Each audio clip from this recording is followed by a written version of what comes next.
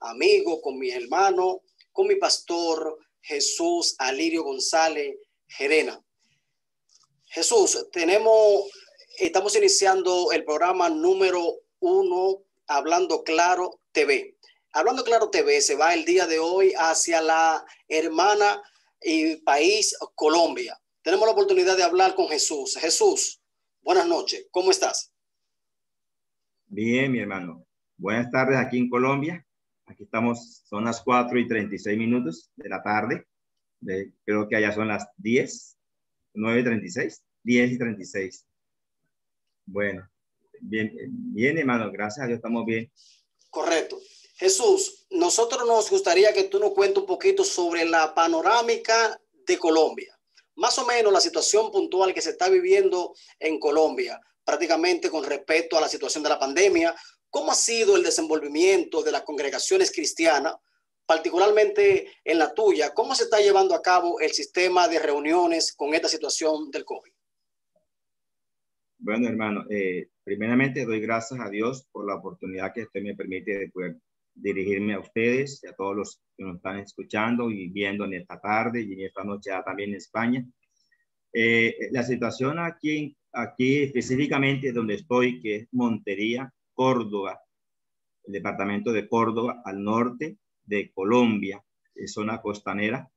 Gracias a Dios, la cuestión de la pandemia ha estado, digámoslo así, de pronto no tan proliferación, no ha habido tanta proliferación, ¿ve?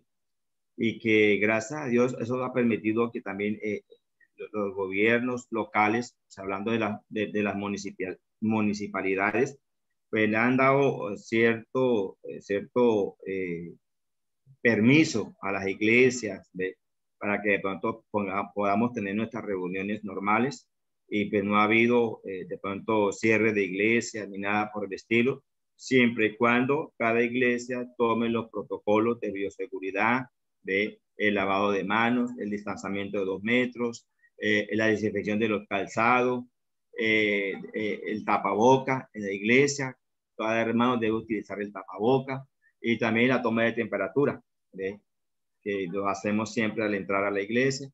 Y bueno, gracias a Dios en nuestra congregación no se ha presentado ni el primer caso de COVID, gracias a Dios, ¿ve? Y estamos desde el mes de septiembre que el gobierno nos dio el aval para abrir la congregación, gracias a Dios, solamente una sola vez, porque hubo un decreto del gobierno local que dijo que no se podía hacer reuniones, entonces no las hicimos por obedecer a la norma del alcalde. Amén. Sí, porque enseña la Biblia que nosotros como creyentes tenemos que someternos a las autoridades porque no hay autoridades sino puestas por Dios. Entonces nosotros quisiéramos enfocar sobre esa misma línea lo siguiente, porque aquí en Europa, principalmente en Barcelona, donde nos encontramos ahora mismo, nosotros estamos viviendo una situación en donde las congregaciones prácticamente se ven limitadas al 30%, pero hay congregaciones que a lo mejor para aprovechar que puedan ir todos los hermanos, posiblemente dan un servicio por la mañana, un servicio por la tarde, etcétera. En este caso, en el país de Colombia, no ha sido necesario limitar el aforo. ¿Eso es correcto?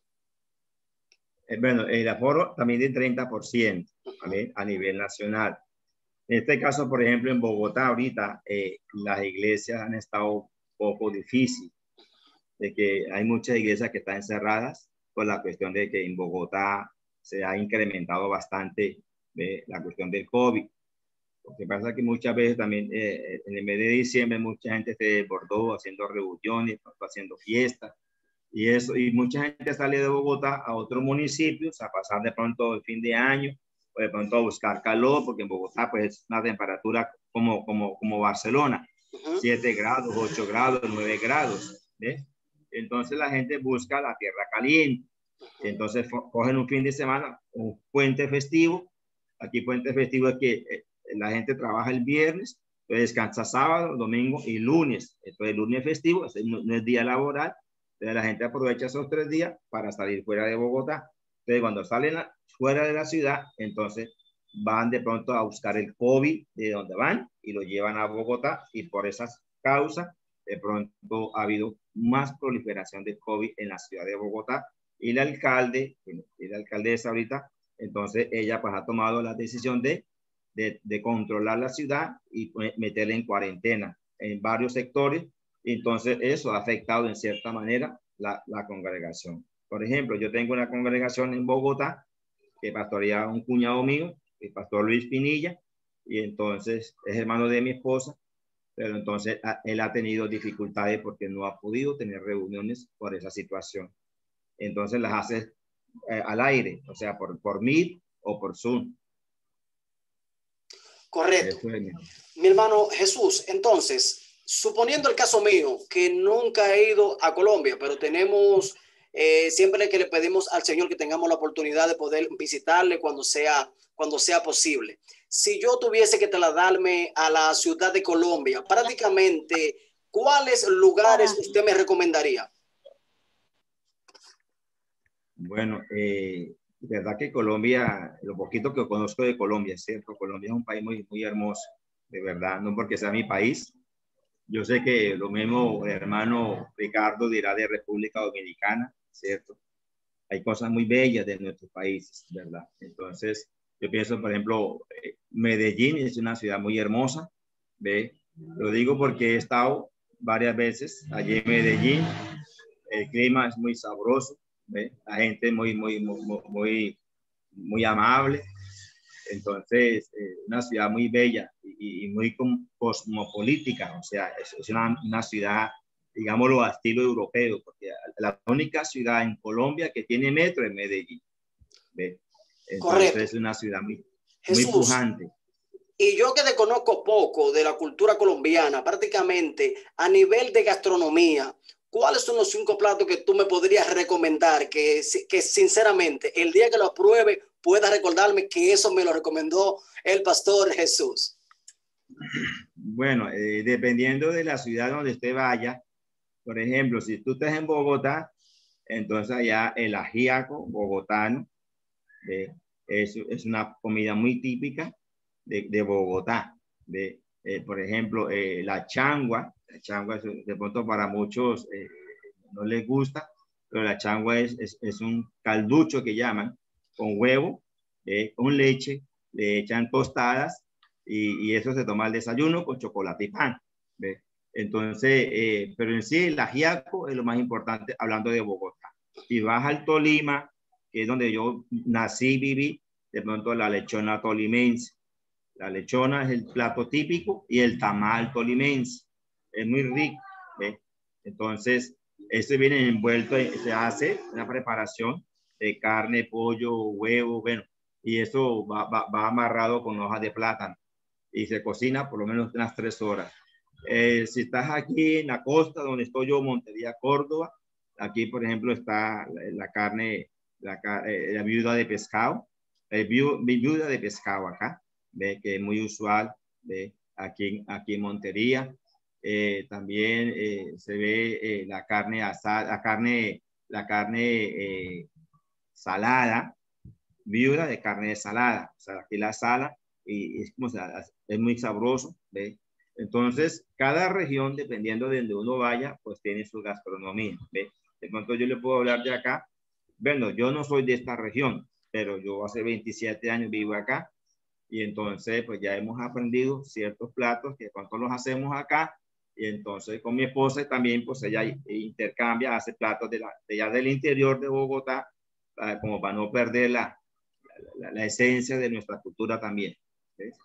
Eso es importante. Víctor, quiero aprovechar también para mandar un saludo a una hermana que tenemos conectado por aquí, Estilvia, tenemos conectado a Carlos Mario y desde República Dominicana tenemos conectada a Olga Sosa, Wendy, que Dios las bendiga de una manera especial y que Dios la prosiga bendiciendo. Seguimos con esta entrevista.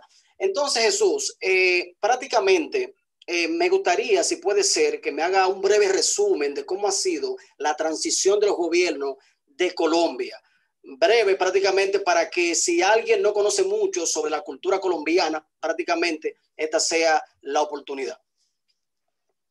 Bueno, pues lastimosamente puedo decir, ¿no? O sea, nosotros en Colombia pues hemos tenido a través de la historia, pues digamos, buenos presidentes para unos, para otros quizá muy malos. ¿Ves?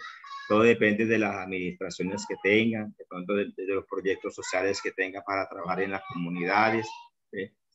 De pronto para muchos Álvaro Uribe fue muy malo, el presidente Manuel Santos fue malo, ¿cierto? Pero de todas maneras tenemos que ser conscientes de que Dios es el que pone reyes y quita reyes, ¿cierto?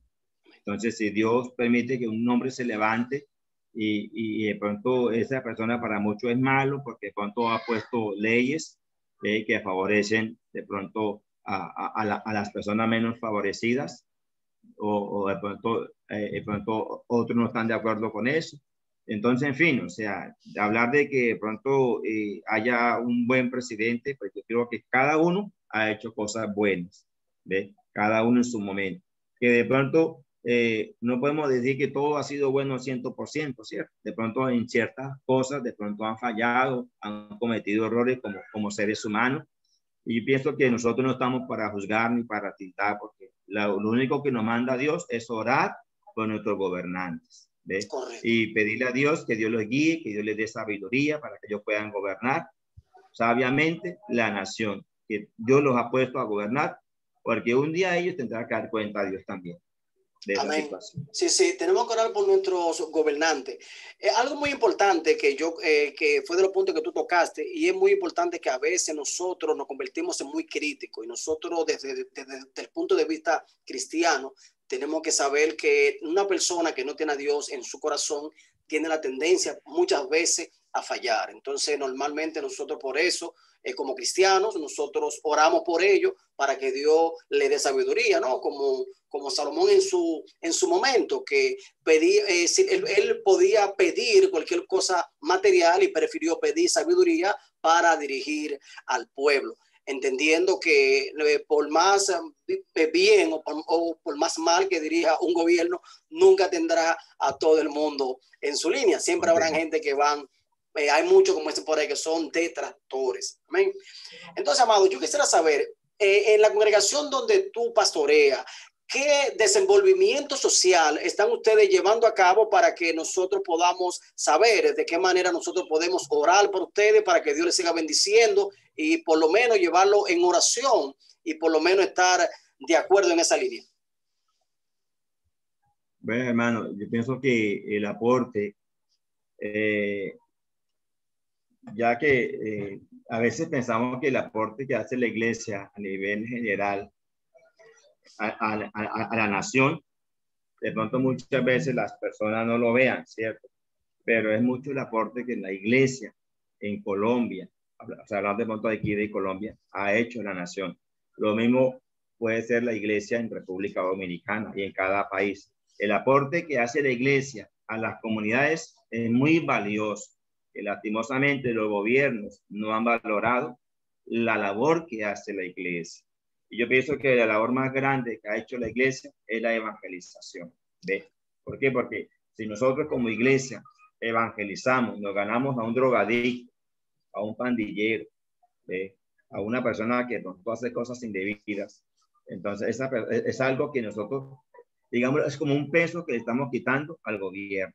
¿Por qué? Porque esa persona va a conocer de Cristo y esa persona va a entregar su corazón a Cristo, Cristo lo va a transformar, Cristo lo va a cambiar y va a ser de pronto un peso menos para el gobierno, o sea, una traba menos para el gobierno. ¿Por qué? Porque esa persona se va a regenerar, va conoció del Señor, Cristo lo cambió, Cristo lo transformó. Entonces yo pienso que el aporte que como iglesia como tal, pienso que ha sido a través de toda la historia es la evangelización. De pronto, pensar de pronto, por ejemplo, que nosotros como iglesia tengamos proyectos sociales, una fundación o X cosas, pues no ha sido posible. Pues yo a veces he querido, lastimosamente, hermano, a veces el trabajo en las comunidades es el trabajo a veces menos valorado, porque usted, por decir algo, hermano, usted, y aún como pastor, si usted tiene un proyecto para regalar 100 regalos a 100 niños en la iglesia y llegó la hermana, ay hermano, métame el mío, pues que ya tiene 2 hermanos, yo no puedo meter a otro niño más de su familia, tengo que darle lugar a otra persona. Entonces esa hermana o esa persona sale diciendo, pero es que pastor, si no me tiene en cuenta, si es malo, que no sé qué. Y esa persona sale hablando de uno, ¿sí me entiende? Entonces, siempre, de pronto en las comunidades uno ve siempre eso, esa lucha de que de pronto se quiere abarcar mucho, lo quieren abarcar todo, pero yo pienso que en sí el aporte, amado hermano, es que como iglesia lo hacemos o que estamos haciendo a las comunidades es de pronto la evangelización, de pronto de compartir la palabra, de pronto de llevar a cabo ese mensaje de esperanza, ese mensaje que transforma, que cambia vidas. ¿Ve? No tanto de pronto yo regalarle un pan a una persona porque él se va y quizás no vuelve más, ¿cierto?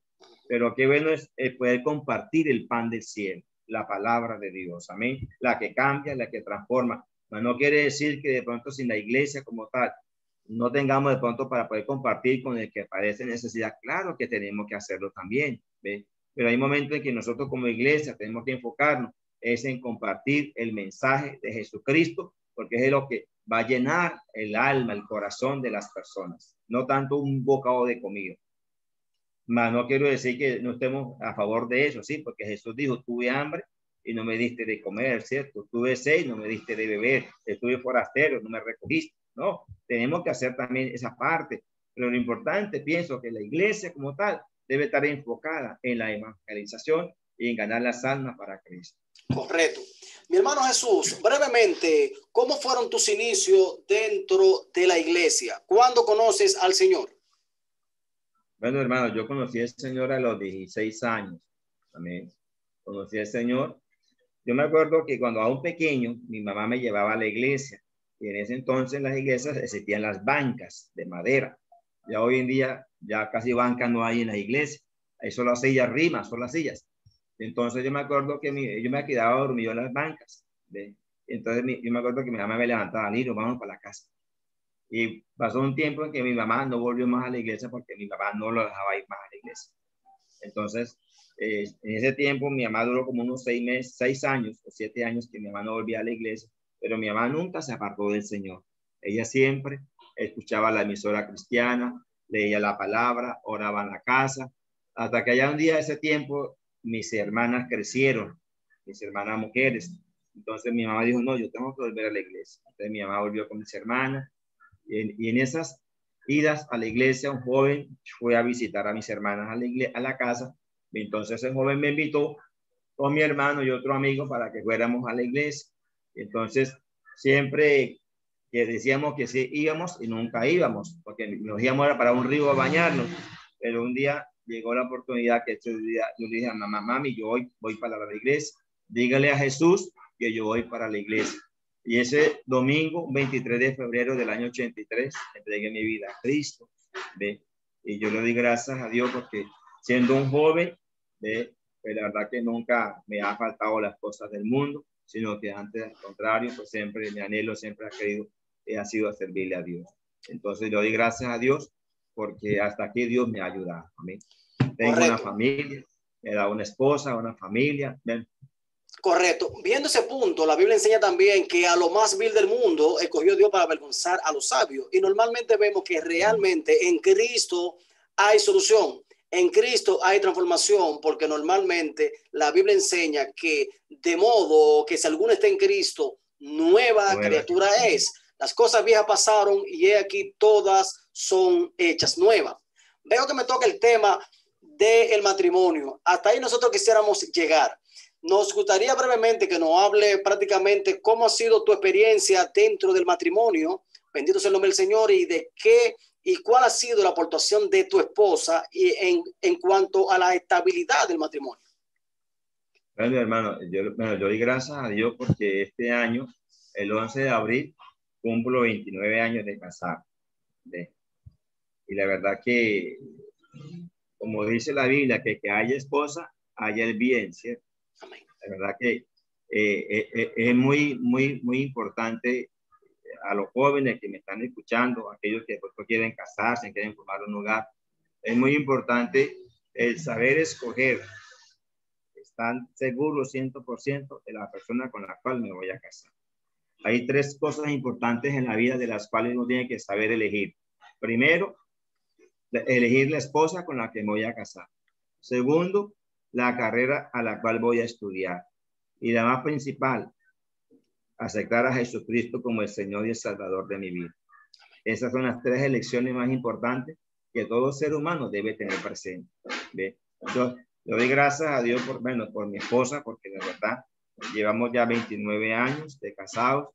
En el ministerio llevamos casi 28 años. Nosotros recién casados, teníamos un año, año y 4 meses cuando nos venimos a pastorear aquí a la ciudad de Montería. ¿Sí? Entonces, ella ha sido pues una ayuda muy grande, porque la verdad que, como dice la palabra, la mujer sabia edifica su casa. ¿Sí?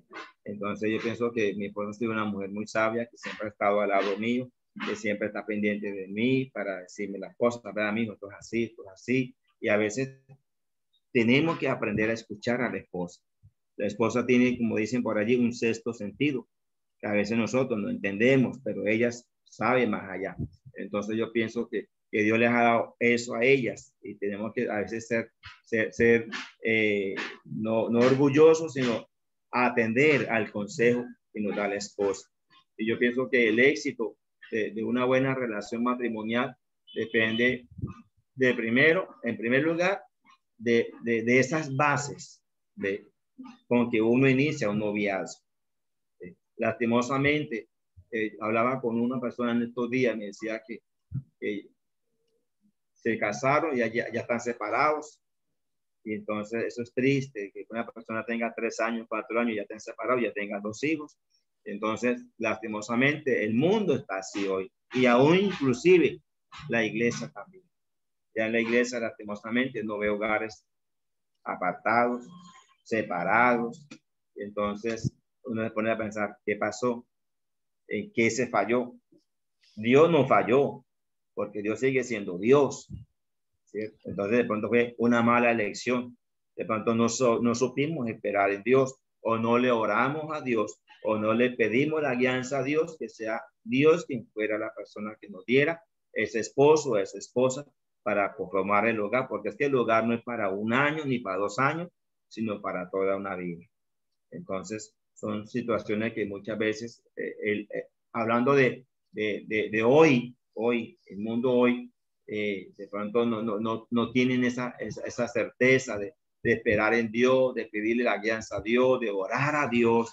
Yo tuve que ayunar, yo tuve que orar a Dios, y con mi esposa nos íbamos todos los domingos, era ayuno y oración para que Dios nos confirmara si era su voluntad que nos casáramos, que fuera mi novia, oiga, solamente para eso. Y es que hoy en día uno no está, voy a pedirle a Dios que me dé una novia, no novia para qué, ya uno tiene que pedirle, el que pida casarse, que le dé una esposa, no novia, porque novia para qué. Yo tengo que pedir a Dios que me dé una esposa o un esposo para ya formar un hogar. Y si está Dios en el asunto, pues déjame decirle que Dios bendecirá esa relación. Amén. Que Dios bendiga a Jesús de una manera especial. A los que están en República Dominicana, también les queremos hacerle notificar que el pastor Jesús es también consejero matrimonial, por lo cual si alguno tiene alguna pregunta en el desarrollo de la entrevista, sería una muy buena oportunidad de hacerla. Jesús, si yo te preguntaría con una sola palabra, ¿cómo tú definirías Dios para tu vida? Dios es todo, hermano. O sea, sin Dios no somos nada. Amén. Si con una sola palabra tenemos que definir tu esposa, ¿cómo la definiríamos? Ejemplar. Si con una sola palabra tenemos que identificar tus hijos, ¿cómo lo definiríamos?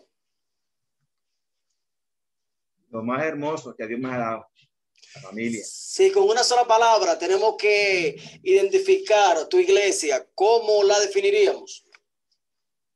Pienso que el servicio a Dios, hermano. El servicio a Dios. Y para finalizar, si con una sola palabra tenemos que definir Colombia, ¿cómo lo definiríamos? Oh, bello. Que Dios bendiga a Jesús de una manera especial. Creo que ha sido una gran bendición, Jesús, tenerte por aquí. Esperamos que todos los proyectos y planes que tú tengas en las manos del Señor lo pueda llevar a cabo, y que este año, aunque sabemos que hay muchas dificultades por la situación del COVID que se está viviendo, etcétera, pero que Dios, conforme a su amor, conforme a su gracia, conforme a su misericordia, te permita llevar a cabo todos aquellos planes que tú tengas en tu corazón. Normalmente nosotros entendemos que cuando Dios está en el asunto, hay éxito, hay solución y los planes llegan a buen puerto. Como enseña la Biblia, que dice que si Jehová no edifica la casa, en vano trabajan los edificadores, y que si Jehová no guardare la casa, en vano trabajan los que la guardan. Sabemos que Dios es el centro de nuestra guía, es el centro de nuestras vidas, es el centro de nuestra mente y es el centro de nuestro corazón. Desde esta plataforma queremos informar de que nosotros deseamos que cada persona también tenga en su vida, tenga en su mente y en su corazón que Dios sea el centro de todo. Jesús, un placer y que Dios te bendiga de una manera especial. Dámosle un fuerte saludo a tu esposa y a tu familia y dile que desde Barcelona, lo de la familia de Mensajes de Salvación y también Hablando Claro TV, le mandan saludos de una manera especial. Que Dios te bendiga y que Dios te guarde.